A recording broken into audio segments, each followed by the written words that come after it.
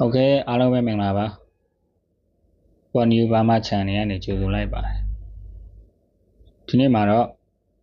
PSG တင်းနဲ့အင်တာမီလန်တင်းတို့ချန်ပီယံလိဂ်ဖိုလိုပွဲရှင်ပြိုင်ကစားကြမှာပဲဖြစ်ပါတယ်မာဆန်တော်ချင်းမနေ့တနင်္လာရီခွဲအချိန်မှာကစားကြမှာပဲဖြစ်ပါတယ်ကျွန်တော်ဒီနေ့ပွဲစဉ်လေးကိုသုံးသပ်ခံမှန်းကြည့်လိုက်ရအောင် PSG နဲ့အင်တာမီလန်အသင်းနှစ်သင်းလုံးဟာခြေစွမ်းကောင်းမွန်တဲ့အသင်းတွေပဲဖြစ်ပါတယ်PSG ကတော့တိုက်စစ်ပို့ပြီးတော့ကောင်းတယ်ပေါ့ဗျာအင်တာမီလန်ကတော့ခံစစ်အသားပေးပြီးတော့ကောင်းတာအထက်ကန်ကစားတဲ့အသင်းပဲဖြစ်ပါတယ်ချန်ပီယံလိဂ်တမိုင်းတစ်လျှောက်ကိုပြန်ကြည့်မယ်ဆိုလို့ရှိရင်အင်တာမီလန်ဟာချန်ပီယံလိဂ်ဖိုလိုပွဲကို6ချိန်တက်ခဲ့ပြီးတော့3ချိန်နိုင်3ချိန်ရှုံးရလဒ်ပေါ်ထွက်ထားတာကိုတွေ့ပါတယ် PSG အသင်းကတော့ချန်ပီယံလိဂ်ဖိုင်နယ်ပွဲစဉ်ကိုတစ်ချိန်သာကစားမှုပါတယ် PSG အသင်းဟာ2019-2020 ခုနှစ်မှာဘိုင်ယန်မြူးနစ်အသင်းနဲ့ချန်ပီယံလိဂ်ဖိုလိုပွဲကန်တဲ့အချိန်မှာဘိုင်ယန်မြူးနစ်ဟာ1-0နဲ့ PSG ကိုနိုင်ခဲ့တဲ့အတွက်ကြောင့် PSG ဟာချန်ပီယံလိဂ်ဖလားအခုထိမရသေးတဲ့အသင်းပဲဖြစ်ပါတယ်ချန်ပီယံလိဂ်တမိုင်းတစ်လျှောက်မှာ PSG ဟာအဲ့ဒီတစ်ချိန်သာချန်ပီယံလိဂ်ဖိုင်နယ်ပွဲကိုကစားမှုတဲ့အသင်းပဲဖြစ်ပါတယ်အင်တာမီလန်အသင်းကတော့ PSG နဲ့ရှင်ဆရာကြီးပေါ့ဗျာချန်ပီယံလိဂ်ဖိုလိုပွဲ6ချိန်တက်ပြီးတော့3ချိန်နိုင်3ချိန်ရှုံးဆိုပြီးတော့ကျွန်တော်တို့ချန်ပီယံလိဂ်တမိုင်းတစ်လျှောက်မှာပြန်ကြည့်လို့ရှိရင်တွေ့ရပါလိမ့်မယ်1963ခုနှစ်မှာရီးရဲ့အသင်းကိုအင်ရှင် PSG အင်တာမီလန်အသင်းကနိုင်ခဲ့ပြီးတော့ပိုဆွဲခဲ့ပါတယ်ဒါပေမဲ့နောက်နှစ်မှာပဲ1964ခုနှစ်မှာလဲအင်တာမီလန်အသင်းကဘယ်ဘေကာအသင်းနဲ့ချန်ပီယံလိဂ်ဘောလုံးပွဲကစားပြီးတော့နိုင်ခဲ့ပြီးတော့ချန်ပီယံလိဂ်ဖလားယူခဲ့ပါတယ်1966မှာတော့ဆယ်တစ်အသင်းနဲ့ကစားခဲ့တဲ့အချိန်မှာဆယ်တစ်ဟာအင်တာမီလန်ကိုနိုင်ခဲ့တဲ့အတွက်အင်တာမီလန်အသင်းဟာအဲ့ဒီချန်ပီယံလိဂ်ဘောလုံးပွဲမှာတော့ရှုံးခဲ့ပါတယ်နောက်တစ်ခါ1981မှာအေဂျက်အသင်းနဲ့အင်တာမီလန်အသင်းချန်ပီယံလိဂ်ဖိုင်နယ်ပွဲကစားတဲ့အချိန်မှာအင်တာမီလန်အသင်းရှုံးခဲ့ပါတယ်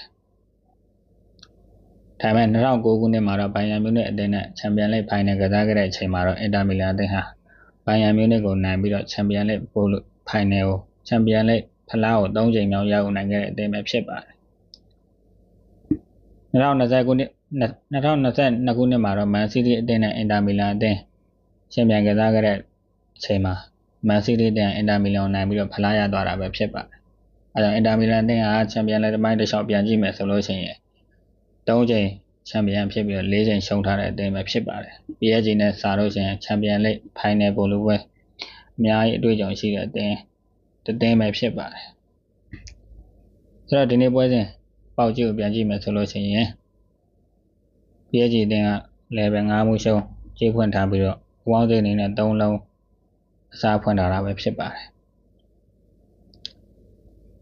ဒီနေ့ပွဲစဉ်မှာကျွန်တော် PSG အသင်းကိုကြိုက်ပါတယ်ချန်ပီယံလိဂ်တမိုင်းတစ်လျှောက်မှာ